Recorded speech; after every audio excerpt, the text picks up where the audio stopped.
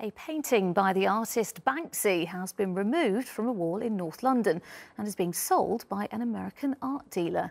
The slave labour painting, which shows a child sewing Union Jack bunting, was stencilled onto a wall in Wood Green last year, but has disappeared and is being auctioned in the USA. I'm joined now by the local councillor for the area, Alan Strickland. Hello. Thank you for joining us this evening. This is a remarkable story, isn't it? When did people notice that it had gone and what was the reaction? Well, scaffolding went up last Wednesday and it was on Saturday morning that residents noticed it was gone. And there's just been complete shock, real disbelief. You know, it seems quite ridiculous that somebody's ripped this Banksy out of a wall and it's made its way already. You know, it's for sale in Miami. So residents, really shocked, and people feel really strongly Banksy gave this piece of art for free to our community. And, it's not fair that it's been removed and being sold for an incredible price in the US. So what price is it being sold for, potentially? Well, I think between $500,000 and $500,000 and 800,000, so a huge price. Goodness me. Now, you say that they built scaffolding. Obviously, there's work going on here, nothing to see, nothing to look at. That came down, the picture's gone. I mean, was there CCTV at all of this? We don't think there was. Residents, as you say, had no idea it was being removed. People did talk to the builders to say, what are you doing? And were brushed off. And, a huge shock when we found out it wasn't there. It's been there since last May. People have been really proud to have a Banksy in our community.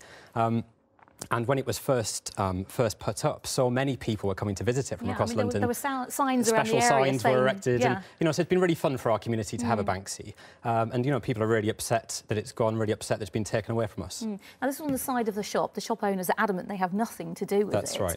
Who do we think may have taken it? Well, we've been working really hard today to try and track down the owner of the property, but haven't managed to get in touch with them so far. So if the owner is watching, I would urge them to get in touch, because we really want to know why the painting's been removed and why they want to sell it. Yeah, and presumably this is their private property as well, isn't it? That's right, but I think there's a really strong sense in the community that it belongs to everybody. It appeared, overnight. We know how Banksy works, gives things to free to communities. And I think people want it back. That's been the clear message from residents. I've had people ringing me all day saying, how do we get our Banksy back? Have the police said anything?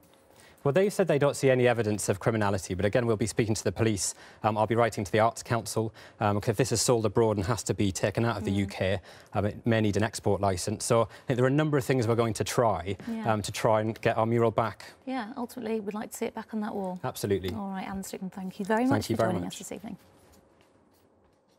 Moving on now to another artist, one who based his work on the classic comic strip. More than 100 paintings by pop artist Roy Lichtenstein are being shown here in London. I went to the Tate Modern to take a look at the exhibition and to talk to the late artist's wife about his work.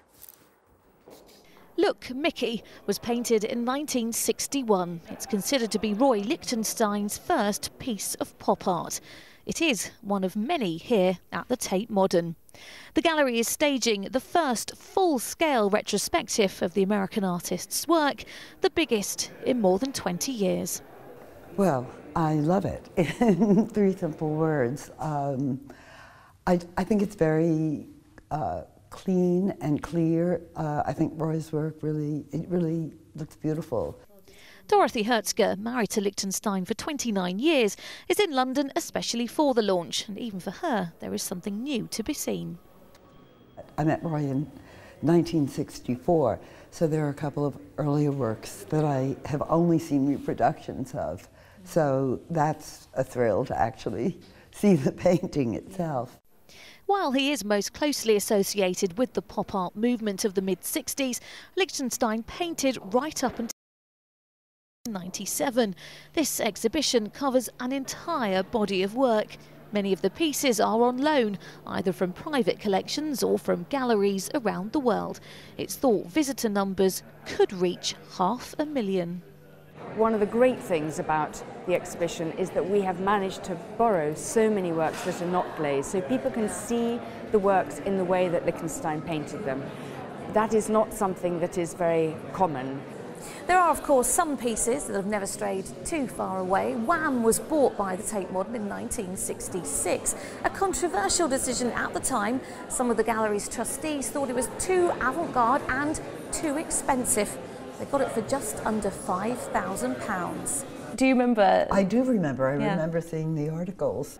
I think he understood that it was really shocking to people, because no matter what he tried or the subtle differences he made, I mean, people looked at it and at first level what they saw was a cartoon. But I'm really happy that it's here in the Tate. Nowadays, they sell for millions, a mark not just of Liechtenstein's popularity, but also his legacy and continuing influence.